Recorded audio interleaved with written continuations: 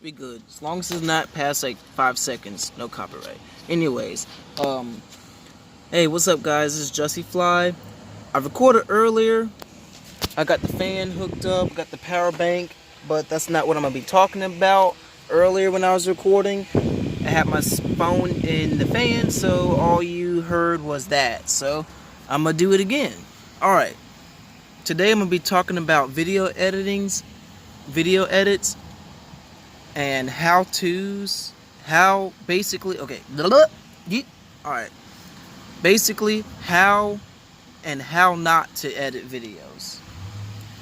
So, main thing, the hardest thing for me is picking a song, because I'm like, okay, this is a really good song, I could use this for this video, or I could wait and use it for a better application, that could be possibly true. And another thing I do is, this is like all the bads, by the way. Another thing I do is I'll upload all the clips to the app, basically, which really slows it down. I mean, this is probably just common sense, but I just now kind of got into that. I mean, I've been video editing ever since I made the YouTube account. I think back in like 2010 or something like that. But whenever you put all the clips into the browser, it slows down the processing. Mainly on the phone, most of these videos you see on my YouTube are done with my phone. I bought a laptop and I downloaded, paid like $70 for this app. Worked great. Plenty of features. Overkill for what I was doing. But I went to go edit and the app it wouldn't let me process it. So I basically did all the editing for nothing. Off subject though, but so hardest thing is trying to find out what song I want to use. So step one, so I'm gonna do it from now on. Don't know how y'all do it. Swipe up, let me know. This is not Snapchat. Leave a comment below. Not swipe up. This is not Snapchat. But what I'm gonna do now is I'm gonna pick a song that I won't get tired of hearing over and over again. I'm not gonna use that for the actual video unless I really fits perfectly.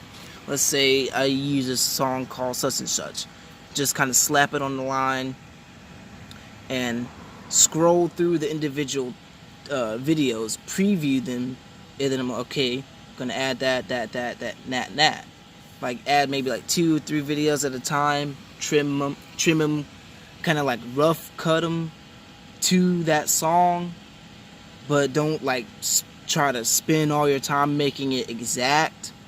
So just kind of rough cut them. It'll give you a basic line out of your videos and how you want to actually edit them. And after you do that, you have all your, let's say, videos 5 minutes long. You have all of the clips you want. Everything from slow down videos to sped up videos to pan and zoom videos to video stabilizations and effects, and you're gonna work around that. So after that, delete the song or keep it if you really like it. Take you an image and stretch it the same length as the videos, let's say 5 minutes or whatever. That way it doesn't slow it down. Take you a text. I don't know which software y'all use, but you know, whenever you use a text, add a text to a video, it has a box between, don't know how y'all's software works, but it has a box between the videos and the music or the audio. And you're going to remove the text, and when you upload or select a new song, you're going to trim that text or split the text to the beat of the music. Now, some of the applications actually have beat detecting software, which I've tried it, and sometimes it can be really off key, but you can just kind of fix those little glitches. But in my application, it doesn't have that. I'm using Power Director for my phone. That's what I've been using for most of these videos. So once you trim the text, it's like, you know, trim, or however you trim it towards the words or the bass or the beat or some type of instrument, you're gonna trim it to it. Then all you gotta do is just stretch the clip, select the trimmed text, and after you select the trimmed text, it's gonna put the viewfinder, not the scroll, whatever, the line that basically the play bar, whatever it's called. See, I'm still a noob at it. It's gonna put it right there. Select the video, trim it. It's gonna put it directly with the music, and it's gonna be spot on. And the big reason I do this is because if your phone or your device is really slow, it's hard to trim it exactly with the music. But if you do it like this, it's gonna already be trimmed. And it would be really helpful if you knew exactly what song you're gonna use and did this first off the bat, like just first. That way it doesn't glitch up or lag. So after you do that, bam, you can rearrange your clips to the peaks of the music and the lows of the music, like the part where it's like the beat drops and stuff like that. And bam. Another thing, lost my GoPro at Gulf Shores. Got body slammed by a 12-foot wave. Wasn't 12 foot, but it really felt like it. So I was like, okay, my vacation ain't over with. It's not completely ruined. Learned how to dive under the waves. I got lazy. Just had the GoPro in my hand without any type of head mount, or not even the case. Basically, say this is the GoPro. It wasn't in anything.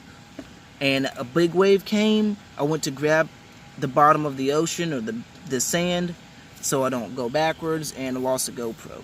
If the water was clear, I could easily find it. But from now on, when I'm doing water events, I'm going to have a floaty and I'm going to have a piece of paracord tied to my wrist. Really, you only need one. I've recommended a dang paracord. It might get in the footage a little bit, but you know it's going to be right there if you tie it right. And like, especially like if you're going kayaking or whitewater rafting and you drop it, it's going to be right there on your wrist, even if you drop everything in the amount that it was on it. The floaty is just going to float past you and you have to jump out the boat and get it.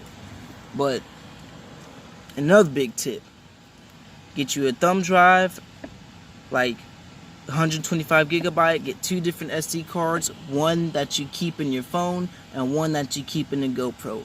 After you're done recording for the day, upload it to the thumb drive or upload it to your computer, whichever one. I do thumb drives because you can get a micro to USB adapter for your phone, and you can actually use your phone like a computer and transfer the GoPro videos to the thumb drive. And then once you do that, format the SD card that was in the GoPro and the SD card that was in the phone, put it back in there. And let's say I don't want to edit those videos today. You can select different videos in the thumb drive. So let's say I want to edit the time I went mountain biking. Upload it to the SD card. Bam. You accidentally break your phone, break the SD card, or lose your phone and SD card. Bam, you still got it. That should have been common sense, but I just kind of been lazy with it. Like when I went to Six Flags, it was really cool. I had my GoPro and the Goliath and everything, and instead of putting the SD card back where I usually keep it, like in the case with the thumb drives, I put it in my phone case because I don't want to lose it. Turned out that made a micro crack on the SD card, and everything was gone. So all 3 of my friends, we went to Six Flags, got some cool videos. That was gone. Dragon Con, I went off-roading. I had the Dragon Con footage on the SJ cam, and I thought my truck was high enough. I had it on a tripod, and whenever I hit a bump, the suspension flexed and it hit the camera. All the Dragon Con footage gone. Another time, I actually lost an SD card. All the footage gone. One time, I accidentally deleted the wrong file. All the footage gone. So keep it in this spare location. Rather it be your computer, which even then you can get a freaking virus and you won't be able to log in or whatever. But eventually I'm gonna get one of those big 1 terabyte memory banks and use that. I don't know if I can use my phone with that. But yeah, that's my tips and tricks for video editing. At least, you know, from my mistakes, y'all can learn off me.